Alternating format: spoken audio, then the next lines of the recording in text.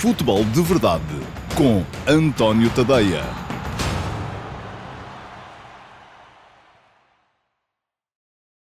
Olá, muito bom dia a todos. Sejam muito bem-vindos à edição número 18 de 2023-2024 do Futebol de Verdade. Hoje é quarta-feira, é dia 30 de agosto de 2023. Está quase a fechar o mercado. Vamos ver se vêm daí perguntas relativas ao mercado e àquilo que o mercado ainda nos pode trazer ou que aquilo que já nos trouxe e nos levou. Mas, para já, aquilo que cumpre fazer aqui é acolher-vos a todos, desejar-vos as boas-vindas e explicar-vos o que é que vamos ter hoje na agenda do Futebol de Verdade.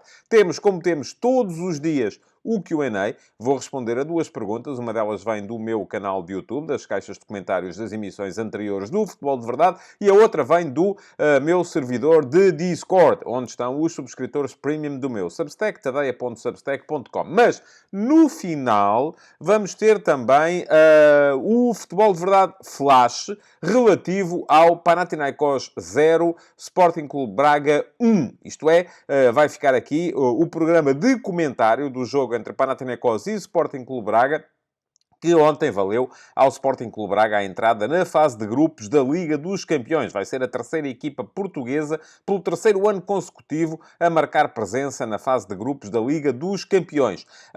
Portanto, no final deste programa, depois da resposta às vossas perguntas, terão o comentário ao jogo de ontem, ao jogo em que o Braga garantiu e carimbou a qualificação. Os subscritores Premium do meu Substack e os membros Premium do clube do meu canal de YouTube já puderam ver esse comentário ontem à noite, logo assim que acabou o jogo. Quem não é subscritor pode ver hoje, portanto, umas 14, 15 horas depois, 14, 15 horas mais tarde, relativamente ao jogo. Fica aqui o link para quem quiser tornar-se subscritor premium do meu Substack em tadeia.substack.com para poder passar a ver sempre, na noite dos jogos, os comentários, 10 minutos, cerca de 10 minutos de comentário sobre cada jogo do Benfica, do Futebol Clube do Porto, do Sporting Clube Braga e do Sporting. Portanto, sempre na noite dos jogos. Quem não for subscritor premium só vê no dia seguinte, incluído na emissão seguinte do Futebol de Verdade. Ontem,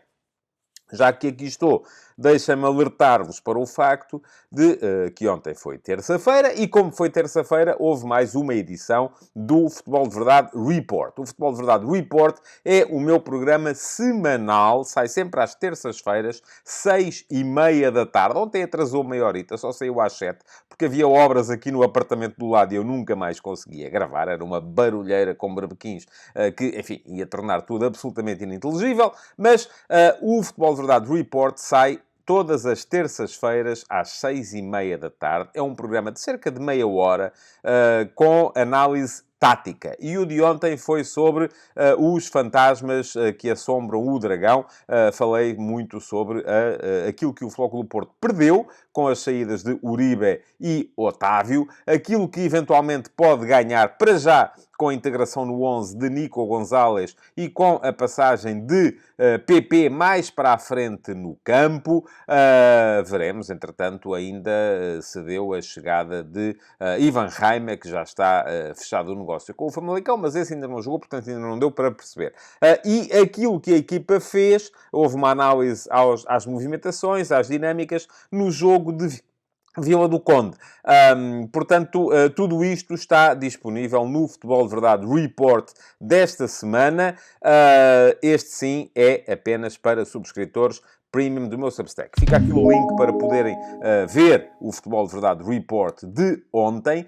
Se o Futebol de Verdade Flash chega aos subscritores premium na noite dos jogos e a todos no dia seguinte, o report não é e será apenas para premium, e a não ser que decida apoiar este meu esforço para manter o jornalismo fora dos grandes grupos de média, com 5 euros por mês ou 50 euros por ano, não vai poder ver de facto o programa. Bom, vamos embora, vamos avançar.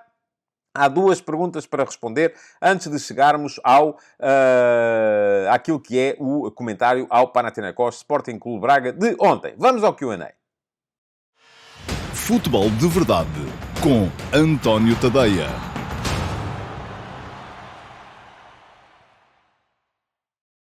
Vamos então às perguntas que há para responder hoje.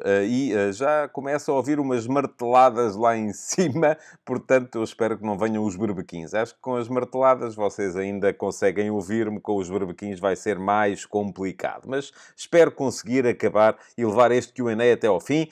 Vamos tentar abreviar para ver se nos antecipamos aos senhores das obras, que também estão a fazer o trabalho deles. Portanto, também é preciso ter respeito por aquilo que eles estão a fazer. Já está! Então, a primeira pergunta para hoje.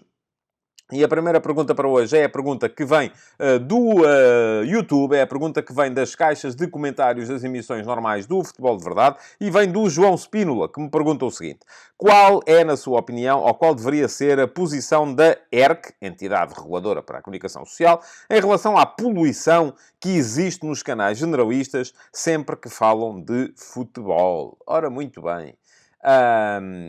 Obrigado pela sua pergunta, João. Já sabem que para terem a vossa pergunta selecionada como pergunta do YouTube nas emissões regulares do Q&A aqui no Futebol de Verdade, o que têm de fazer é muito simples, é apenas deixarem perguntas nas caixas de comentários das emissões do Futebol de Verdade. Eu todos os dias vou lá depois selecionar uma para poder responder aqui. Isso ajuda-me a mim no algoritmo, porque se os vídeos tiverem comentários, acabam por aparecer a mais gente e ajuda-vos também a vocês, porque podem satisfazer a vossa curiosidade relativamente à minha opinião acerca de temas que vos apoquentem relacionados com o futebol. Para terem a certeza que são sempre avisados, sempre que houver conteúdos novos no meu canal de YouTube, o que podem fazer é inscreverem-se no canal e nisto não pagam nada. Podem fazer aqui a inscrição, já que lá vão, é só clicar em inscreve-te aqui e depois clicar em cima do sino para ativarem as notificações e para serem avisados sempre que houver novos conteúdos no meu canal de YouTube. Muito bem, vamos lá responder à pergunta do João, então. Primeiro para lhe dizer, para discordar um bocadinho de si. Não há só poluição nos canais generalistas quando se fala de futebol. Eu participo ainda assim em alguns espaços na RTP3. Enfim, não, a RTP3 não é um canal generalista, é um canal de notícias.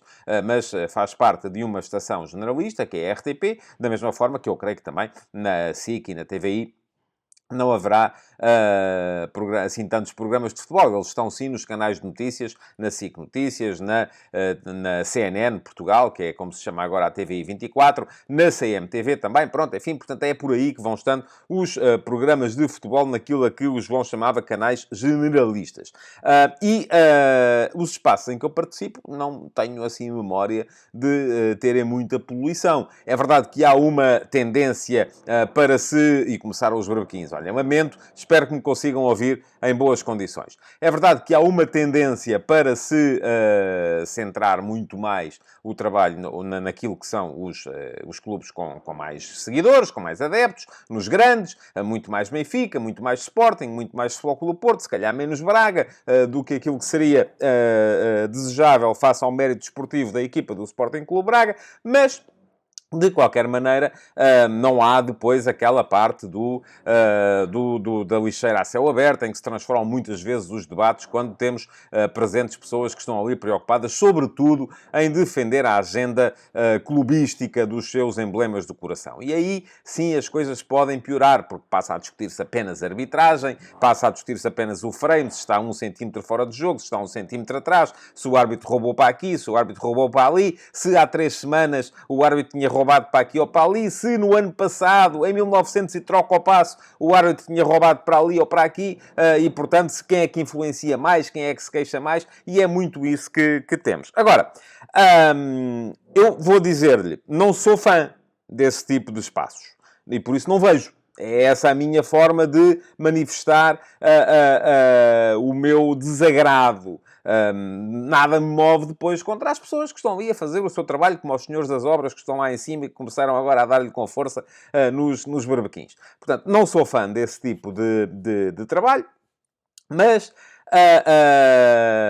respeito portanto não tenho a única coisa que eu me esforço por fazer aqui, já fiz aqui várias vezes, é explicar a diferença entre dois tipos de possibilidade de viabilização de operações relacionadas com a comunicação social. A comunicação social emprega pessoas, tem gastos, tem custos, paga salários, paga custos relativos a tudo e mais alguma coisa e portanto tem que ter receita. E para ter receita de maneira a conseguir pagar salários e a não ficar a perder dinheiro, porque ninguém trabalha para perder dinheiro, tem duas possibilidades. Uma delas é a escala, é fazer coisas que atraiam mais audiência, é a comunicação tendencialmente gratuita, que num mercado tão pequeno como é o nosso, acaba por chamar mais gente para esse lado, para o lado do viral, para o lado do clickbait, para o lado daquilo que as pessoas querem discutir. E, aliás, eu chamo a sua atenção, João, que na mesma emissão do Futebol de Verdade em que o João fez esta pergunta, havia comentários de outros espectadores do Futebol de Verdade a dizerem que eu tinha que falar era da vergonha que foi a arbitragem neste fim de semana e da vergonha que tinha sido a arbitragem no fim de semana anterior e tal, e não sei quanto. Portanto, mesmo aqui, e eu aqui não falo de arbitragens, a não ser que sejam casos absolutamente escabrosos. Enfim, não estou muito inclinado para aí, porque não estou à procura desse tipo de público, mas mesmo aqui aparecem pessoas que querem ouvir falar disso. Portanto, já se vê que quando se quer viabilizar as operações jornalísticas ou de comunicação pela escala, pela publicidade, porque, enfim, a publicidade paga. Muito bem, a publicidade paga, mas para a publicidade pagar tem que haver muita gente a ver. E para haver muita gente a ver tem que se falar daquilo. Não se pode falar de outras coisas, por mais que nós achemos que elas são interessantes. Portanto, há depois uma outra possibilidade, que é uma possibilidade que eu só consigo pôr em prática. E atenção, vou dizer-vos, ainda não é rentável, ainda não paga sequer as despesas, que é a possibilidade do utilizador pagador, que é pedir às pessoas para pagarem. E quando as pessoas pagam, então aí, de facto, podemos centrar-nos naquilo que se acha que é relevante e importante, porque não estou preocupado com escala, se tive mais visualizações, menos visualizações, se tive mais gente a ler o texto ou menos gente a ler. É claro que eu tenho todo o gosto em que haja mais gente a ler os meus textos do que haja menos gente a ler os meus textos. Mas, na verdade, não é isso que faz a diferença na minha vida. Aquilo que faz a diferença na minha vida é as pessoas perceberem que o que se passa aqui é um projeto que é fundamentalmente jornalístico, que não está preocupado com a escala, não está preocupado com as maiorias, não está preocupado com o clickbait, com trazer mais gente para dar o clique e ver a publicidade, até porque não há... Enfim, no YouTube há publicidade, mas não é por aí. E estou preocupado, isso sim, com aquilo que são os critérios eminentemente jornalísticos, mas é por isso que eu tenho que vos pedir para pagar. Agora, o João traz para a conversa a ERC, e eu, enfim, nunca tive contacto nenhum com a ERC, não tenho as minhas dúvidas, muito francamente, relativamente à forma de operar desse tipo de instituições, mas tive a curiosidade de ir ver exatamente o que é a ERC nos pode trazer. E vamos lá ver. Vou ler-vos. Isto foi tirado da Wikipédia, portanto não é preciso fazer uma pesquisa extraordinária. E diz assim na Wikipédia, acerca daquilo que deve ser a ERC, que visa supervisionar e regular os órgãos de comunicação social, como a rádio, a televisão e a imprensa, entre outros. Este, entre outros, é logo uma coisa extraordinária. Porque depois há coisas... enfim, se vocês tiverem um blog, pode chegar, como há hoje em dia muitos especialistas em transferências, que têm um perfil no Twitter, que têm milhares ou milhões de seguidores, mas não estão registados como jornalistas, a ERC já não pode interferir em rigorosamente nada, porque vocês não são jornalistas. Como não são jornalistas, podem dizer o que vos apetecer. Aí podem ser objeto de processos cíveis ou criminais por parte das pessoas acerca das quais falarem. Mas, enfim, não é para aqui chamado de qualquer maneira. Bom, atribuições. Tem como principais atribuições e competências a regulação e supervisão dos meios de comunicação social. No exercício das suas funções, compete à ERC assegurar o respeito pelos direitos e deveres constitucional e legalmente consagrados, entre outros, a liberdade de imprensa. Portanto, não creio que aqueles programas de televisão sobre, e vou alargar o futebol, porque eu gosto sempre de fazer isto quando falo dos programas de televisão, que vamos tendo acerca de futebol, sempre entre aspas, isto para quem está a ouvir em podcast apenas. Portanto, não creio que aquilo vá afetar a liberdade de imprensa. Ali há liberdade total, creio eu. O direito à informação, perdão, a independência face aos poderes político e económico e o confronto das diversas correntes de opinião. Ora, se há coisa que aqueles programas nos trazem, é o confronto das diversas correntes de opinião. Temos sempre alguém do Benfica, alguém do Sporting, alguém do Porto, e todos estão sempre em desacordo porque, obviamente, o árbitro só os rouba a eles e nunca rouba aos adversários e nunca os beneficia a eles. Portanto, é isso que nós temos ali. Diz ainda, fiscalizando o cumprimento das normas aplicáveis aos órgãos de comunicação social e conteúdos difundidos e promovendo o regular e eficaz funcionamento do mercado em que se inserem. Bom, enfim, isto, a ERC figura, portanto, como um dos garantes do respeito e proteção do público, em particular o mais jovem e sensível, dos direitos, liberdades e garantias pessoais e do rigor, isenção e transparência na área da comunicação social. A ERC atua sempre depois do conteúdo ser exibido num canal de TV ou ouvido numa rádio e quando um artigo é publicado na imprensa. Portanto, não é uma instância de censura. Ok, muito bem, fantástico. Já estamos a ver que a ERC não creio que seja para ali chamada. Aquilo ali é só uma questão de bom gosto ou mau gosto. É uma questão de percebermos todos a lógica em que estamos inseridos. E a lógica em que estão inseridos os canais generalistas ou os canais televisivos tem que ser uma lógica agregadora, tem que ser uma lógica de viabilização pela escala. Se tiverem 100 mil pessoas a ver, aquilo vale X receita. Se tiverem 200 mil, vale X vezes 2. Se tiverem 500 mil, vale X vezes 5. E é isso que é importante para viabilizar uma operação que envolve muito mais custos, naturalmente, do que envolve a minha. A minha operação sou eu, um computador, a conta de internet, a conta da luz e o meu tempo. Portanto, não preciso, de facto, ou não quero, e não tenho possibilidade sequer, de tentar viabilizar através da escala, porque não consigo chegar lá. E não conseguindo chegar lá, a única maneira que há a fazer é reduzir. Mas eu não tenho funcionários. Lá está. O Futebol de Verdade passou a ser um programa gravado e a não ser uma live permanente. E vocês, muitos me diziam, mas tem que ser live, contrato moderadores e tal. Eu disse, mas eu não posso pagar aos moderadores. Eu, para pagar aos moderadores, tenho que dar um salto em termos de escala. Tenho que ter mais visualizações, que o programa não tem. E, portanto, como não tem, vamos continuando a ser assim. Agora, não creio de todo, João, que a ERC seja para aqui chamada. Aquilo é como lhe digo, é tudo uma questão de bom gosto ou de mau gosto, na minha perspectiva. Pode haver quem ache o contrário. Pode haver quem ache que estar aqui a discutir futebol é uma parvoíce. E que o que interessa é estar... E basta olhar para os comentários das redes sociais, até mesmo nos meus posts, em que ainda ontem, quando eu publiquei o post com o link para o Futebol de Verdade Report, a discutir ali as dinâmicas, as táticas, os comportamentos individuais e coletivos, as características, este jogador faz mais passes assim, aquele faz mais passes assado, este dribla mais, aquele recupera mais bolas, e a malta depois o que vai lá comentar é mas os árbitros, não é?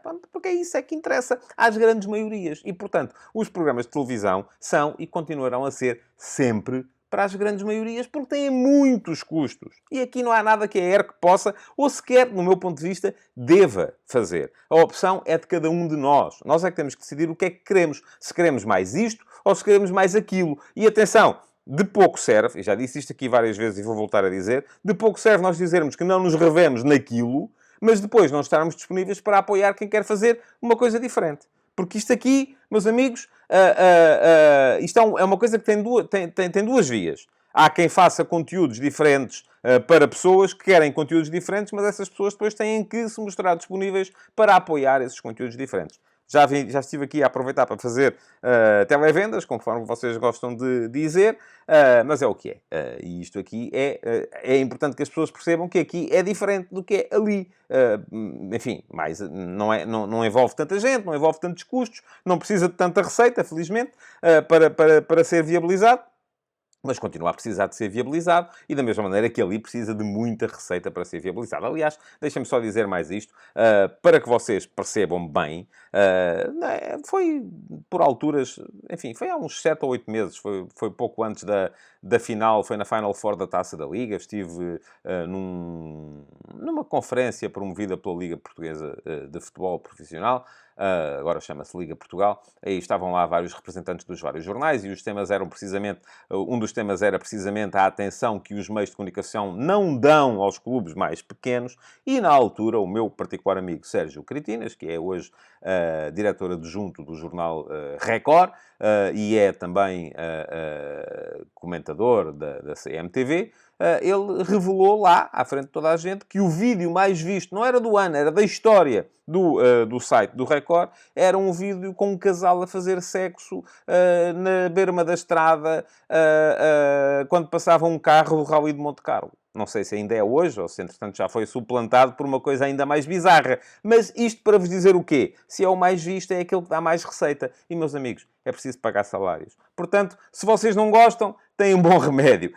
Põem na borda do prato e passam a consumir outra coisa. Agora, aquilo está às claras. É claro, é evidente para toda a gente o que é que se procura ali. E o que se procura ali é, de facto, visualizações. É, de facto, gente para poder viabilizar a operação. Não vou dizer aqui que a culpa é dos jornalistas ou que é dos consumidores, é de todos. E todos temos que estar, porque eu também sou consumidor, além de ser jornalista, todos temos que estar disponíveis para encarar o futuro e percebermos claramente aquilo que queremos e dar passos no sentido daquilo que queremos. Já está, ou vai começar, vai aparecer agora, a segunda pergunta para hoje, que é a pergunta que vem do meu servidor de Discord, e ao meu servidor de Discord, já sabem, só acedem os subscritores premium do meu Substack, tadeia.substack.com.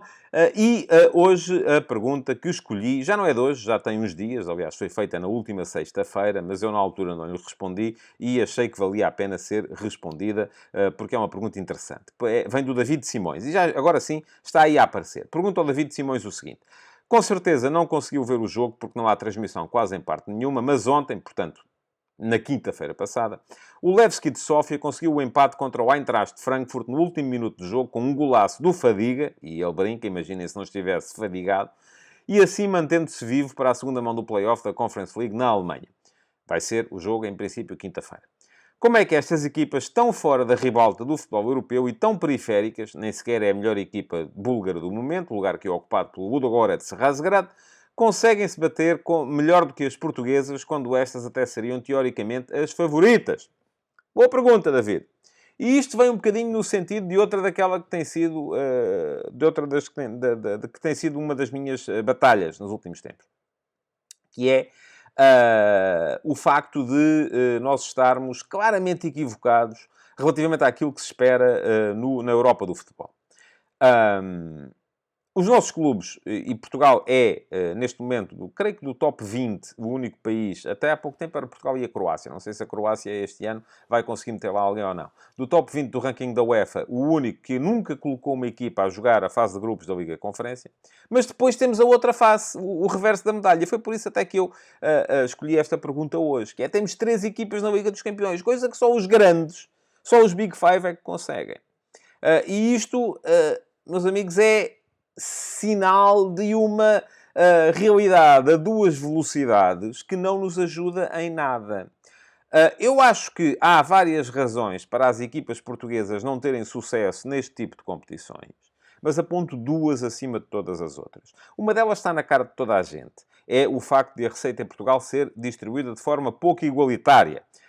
Portugal tem a distribuição de receita mais desigual da Europa de topo no futebol. Os grandes recebem muito mais do que recebem os outros. Há uma desproporção gritante.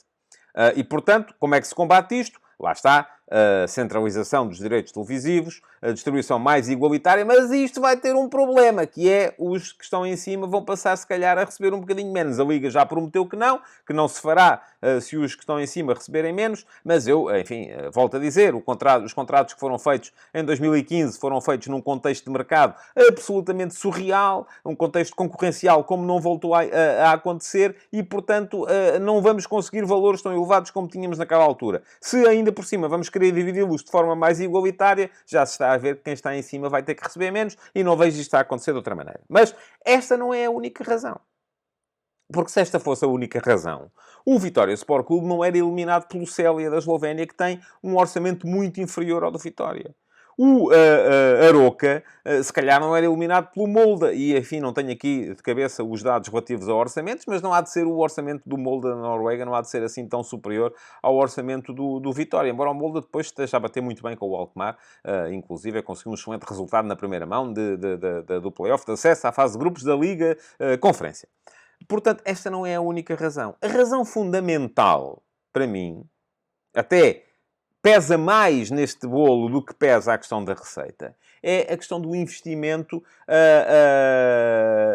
eu chamei-lhe no título investimento europeu, mas isto é o investimento de que as próprias equipas fazem nas competições internacionais. O Braga, como está em causa a ida à Liga dos Campeões, dá tudo. Porque quer lá estar. Porque faz questão de lá estar por uma questão de prestígio e de dinheirinho também. Mas o mesmo Braga, enfim, não tem acontecido. Vimos o Braga na época passada, na Liga Europa. Podia ter feito mais. Devia ter feito mais. A forma como saiu da competição, eliminado pela Fiorentina, equipa que estava no meio da tabela da Liga Italiana, da Série A italiana, não é de todo representativa da diferença de valor entre as duas equipas. O Braga devia, e saiu com 2 derrotas, e devia ter feito mais. Já o disse na altura e volto a dizê-lo agora. E não fez mais porque, na altura, aquilo que pesou mais aqui foi... É importante manter o terceiro lugar para, ou ser um dos 3 primeiros, ou chegar até eventualmente ao segundo, para ir, pelo menos, à pré-eliminatória da Liga dos Campeões. A Liga Europa que se lixe. E quem diz a Liga Europa que se lixe, diz também depois para os outros a Liga Conferência que se dane. Porque não me interessa nada. Eu quero lá agora andar a jogar com o Levski de Sofia, mas para quê? Não é? É esta a mentalidade das equipas portuguesas. E enquanto a mentalidade for esta, enquanto o investimento não for em conseguir melhores resultados, mesmo que seja na Liga Europa ou mesmo que seja na Liga Conferência, enquanto a mentalidade não for diferente, Portugal não vai voltar a recuperar o 6º lugar no ranking da UEFA. Porque aquilo que estamos a ver é que a UEFA, e eu também já disse isto várias vezes e volto a dizer, o ranking da UEFA é tão mal feito que se for de propósito, não acredito que seja de propósito, para ser de propósito eles tinham que ser muito burros. E não são. Portanto, o que há ali é uma manifestação de uma intenção, que é a intenção de valorizar os resultados feitos pelas equipas de segunda linha. Valorizar as equipas de segunda linha em cada país. E, meus amigos, isto é político. Porque no dia em que a UEFA deixar de valorizar estas equipas de segunda linha, vai ficar ainda mais na mão das equipas de primeira linha. E quando as equipas de primeira linha dominarem tudo, ou forem ainda mais overwhelming, forem ainda mais avassaladoras, a UEFA deixa de fazer sentido. Porque essas equipas de primeira linha fazem a sua própria Superliga e estão-se nas tintas para todas as outras. Portanto, a UEFA não quer que isto aconteça. A UEFA quer valorizar os resultados das equipas de segunda linha. E enquanto as equipas de segunda linha dos Países Baixos, da Bélgica, da Escócia, da Áustria, por aí fora, estão, de facto, preocupadas com aquilo que vão conseguir em termos europeus, as equipas de segunda linha em Portugal estão-se nas tintas. Porque não querem. Porque não lhes interessa, porque interessante é jogar aqui, interessante é conseguir objetivos internos. As próprias equipas... Vamos a ver, este ano o Sporting na Liga Europa vai ser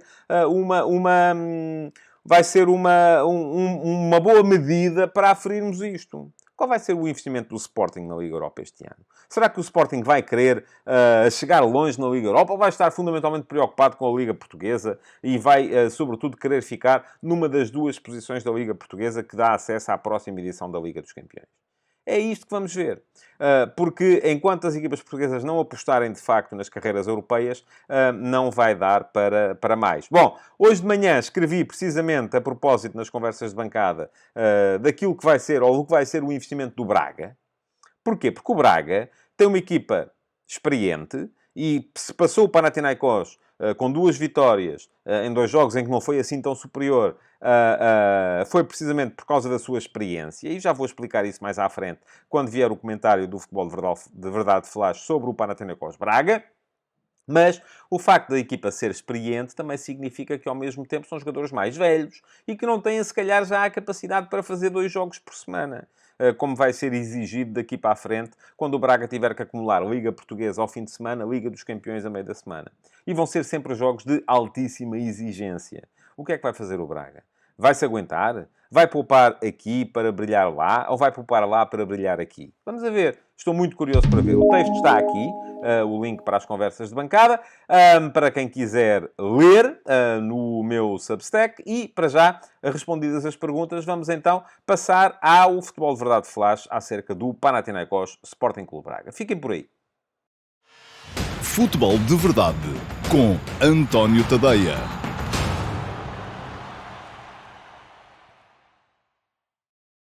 Olá a todos, sejam muito bem-vindos ao Futebol de Verdade Flash para o Panathinaikos 0, Sporting Clube Braga 1, o jogo que confirmou não só que Portugal volta a ter 3 equipas na fase de grupos da Liga dos Campeões, mais uma vez, já lá estavam Benfica e Flóculo Porto, junta-se-lhes agora o Sporting Clube Braga no sorteio de quinta-feira, mas também que o Sporting Clube Braga chega à fase de grupos da Champions pela 3ª vez no seu historial, 11 anos depois da última vez que o tinha tinha conseguido. Foi um jogo em que o Sporting Clube Braga, uma eliminatória, ao fim e ao cabo, em que o Sporting Clube Braga acabou por demonstrar uma maior capacidade para gerir as incidências do jogo. Ganhou pela segunda vez a partida ao adversário grego, num jogo em que, pela segunda vez também, teve inferioridade, por exemplo, no nível das oportunidades criadas. O Panathinaikos acabou com um índice de golos esperados superior ao do Sporting Clube Braga no jogo de hoje em Atenas, da mesma forma que tinha acabado com um índice de golos esperados superior ao do Sporting Clube Braga na primeira mão em Braga. Mas o Sporting Clube Braga ganhou os dois jogos devido à sua maior capacidade, não só para gerir as incidências do jogo, para mostrar uma superior experiência e capacidade para lidar com aquilo que o jogo ia acontecendo. O Braga teve mais volume de jogo hoje, é preciso vê-lo.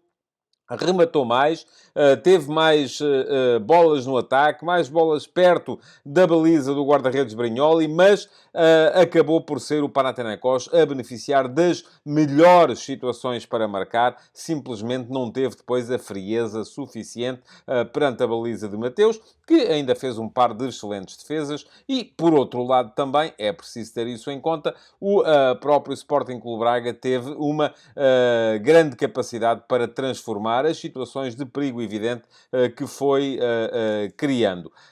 Quando foi para resolver, acabou por fazer-se valer mais a superior capacidade e superior experiência do plantel do Sporting Clube Braga, um plantel recheado de internacionais, que ainda por cima, quando é preciso ir buscar gente ao banco, se dá ao luxo de ir buscar jogadores com presenças na seleção nacional portuguesa. E não foi só um nem dois. Bom, olhando para os 11 com que as duas equipas entraram relativamente ao jogo da primeira mão, ambas fizeram duas alterações. O Panathinaikos trocou a dupla da frente, Sporar, o antigo avançado de Sporting, e Sporting Clube Braga, que tinha falhado um golo cantado no jogo da primeira mão em Braga, cedeu a posição ao Poussante Ioannidis, um ponta de lança grego, e atrás dele o Filipe Juricic, antigo médio ofensivo do Benfica, cedeu também a posição ao brasileiro Bernard, de modo que o Panathinaikos apareceu com um ataque diferente, mas uma equipa montada nas mesmas bases. Pérez muito bem na saída de bola, Vilhena a tentar dar alguma capacidade de lançamento à zona de meio-campo.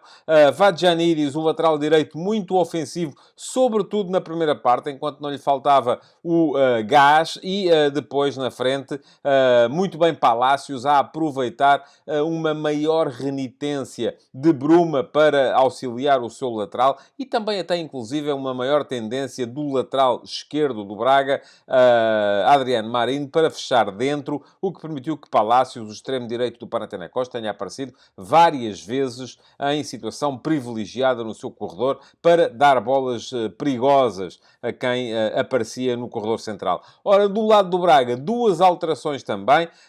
Al-Musrati, lesionado, não pôde jogar e foi aqui arrojado o Artur Jorge, porque quem entrou para o lugar do Líbio foi André Horta, jogador que dá mais saída de bola, dá mais critério, dá mais balanceamento ofensivo à equipa do Braga, não é tão forte no plano defensivo, mas isto também vai implicar, de certa forma, uma maior contenção por parte de Vítor Carvalho, ou pelo menos eu não diria sequer contenção, mas uma maior atenção aos momentos pressionantes, porque Vítor Carvalho muitas vezes foi visto a ir pressionar bem dentro do meio-campo do Panathinaikos, só que se Vítor Carvalho tem frequentemente as costas protegidas por Al-Musrati no meio-campo do Braga, hoje não foi assim que aconteceu, era ele quem tinha mais vezes que ser o cão de guarda daquele meio-campo. Depois, Pizzi, que tinha jogado na primeira mão pelo corredor central com Ricardo Horta na direita, cedeu hoje o lugar no 11 inicial ao velocíssimo Álvaro de Jaló, que apareceu do lado direito com a passagem de Ricardo Horta para o corredor central. E, tal como já vos disse, na primeira parte e na segunda também, foi sempre o Braga quem teve mais volume de jogo. O Braga chegou ao intervalo com 10 remates efetuados contra apenas 4 dos gregos. No entanto, quem teve mais situações de perigo, situações de golo iminente, foi a equipa do Panathinaikos. A primeira logo aos 18 minutos. E já vos falei desta situação. Uma situação em que o Panathinaikos começava a atacar pelo corredor esquerdo, variava rapidamente o flanco, aproveitando até alguma falta de capacidade de pressão do meio-campo do Braga e depois o facto de Marinho estar muito dentro, com Palácios a aparecer isolado sobre o corredor direito quando a bola lá chegava. Ora, aos 18 minutos, Palácios chegou à linha de fundo, cruzou e Ioannidis ficou um triz de poder acertar na bola. A bola cruzou toda à frente da baliza de Mateus Magalhães. O ponta de lança grego não lhe chegou e, portanto, perdeu-se a situação de perigo. Aos 22 minutos, 4 minutos apenas depois, outra vez a mesma situação. O ataque a começar no lado esquerdo do Panathinaikos, a chegar ao lado direito, Palácios a chegar à linha, a cruzar e Mancini quase chegava à bola. Aliás, ele até se adiantou em relação à bola e foi por isso que não fez golo. A bola voltou a cruzar toda a baliza do Sporting Clube Braga, só que o extremo argentino estava à frente do passe e, portanto, não conseguiu dar na bola para a meter dentro da baliza do Sporting Clube Braga. O Braga teve uma situação de perigo na primeira parte, foi um remate de Alan Ruiz, depois de uma bola ganha por Álvaro Jaló a Pérez.